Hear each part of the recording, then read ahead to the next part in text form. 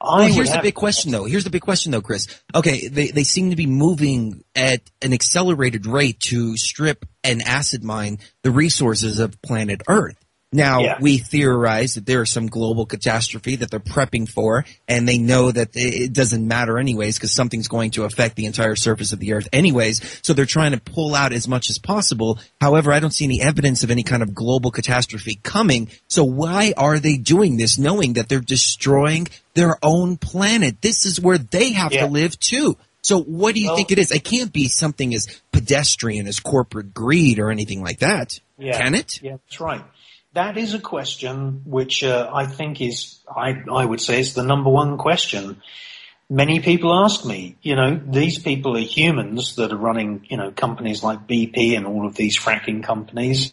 Why are they poisoning the seas? Why are they poisoning the soil? Why are they poisoning the sky with chemtrails?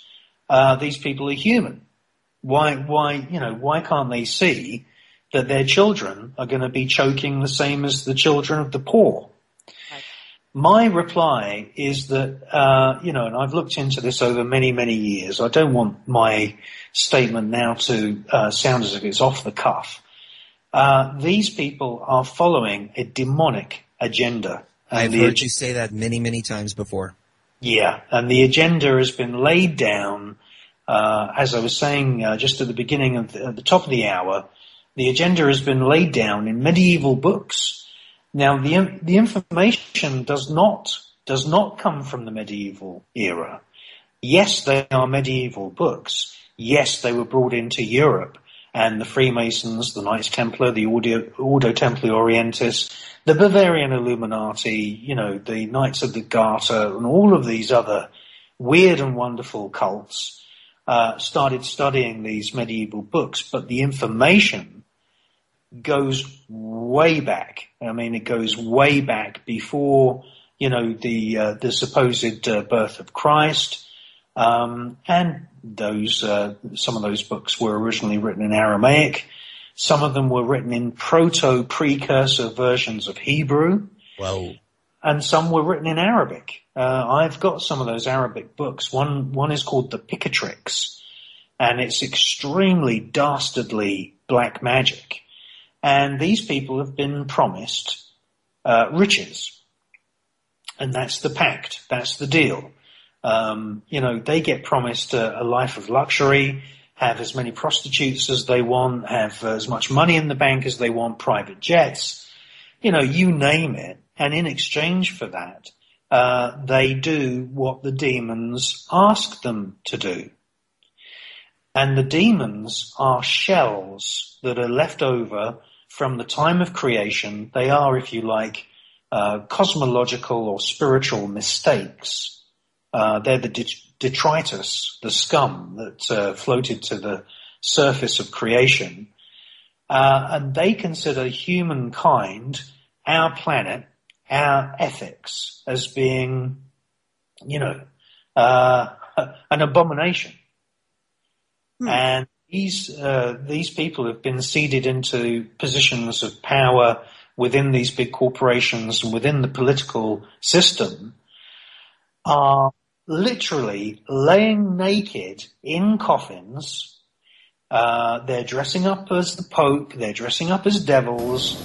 They're wearing all weird and wonderful costumes. They've got one trouser leg rolled up. They're blindfolded. They've got swords.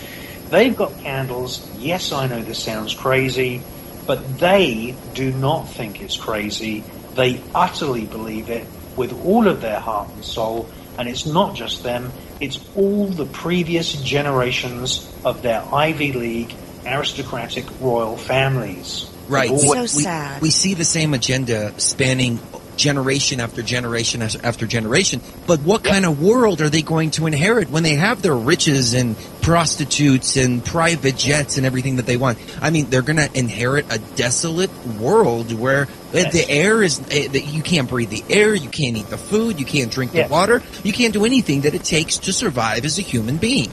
Yeah, their physical world means nothing to them. They have been sold this enormous lie.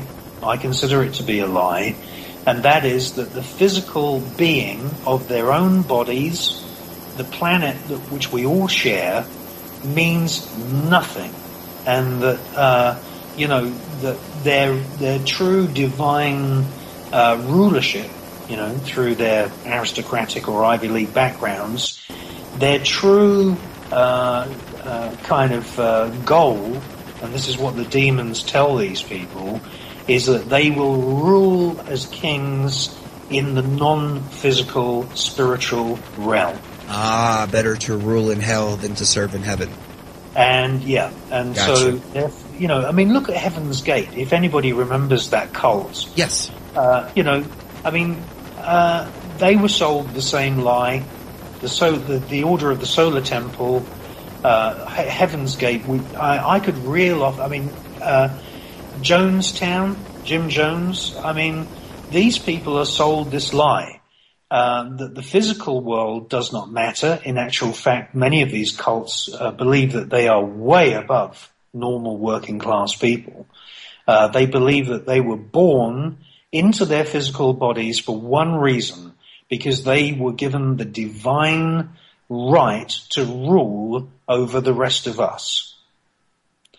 And that's a temporary situation, and the next step up the rung of all of this Illuminati witch coven kind of teachings is that humankind is an abomination, the planet is an abomination, it shouldn't exist, and that their rightful place is alongside serving Lucifer. They really believe this. Now, look around you, people, all right? Why is it that we have a former Monsanto advisor, a guy that had 95,000 Monsanto share options, being moved in as Tony Blair's #1 spin doctor? On the other side of the Atlantic, we then have another guy who is also former Monsanto, being brought in as the food czar for Obama. Poisoning us, poisoning the planet, poisoning the sky, poisoning the soil, and poisoning the seas is the #1 game in town. Right. His name is Hugh Grant, if I remember correctly, and he is a vegetarian and all about organic for his family. Go figure. Yeah, well, that's fine as long as he's got his own stack of sterilized soil and he's got no chemtrail, no fly zone for chemtrail planes over his house. Maybe he's got that.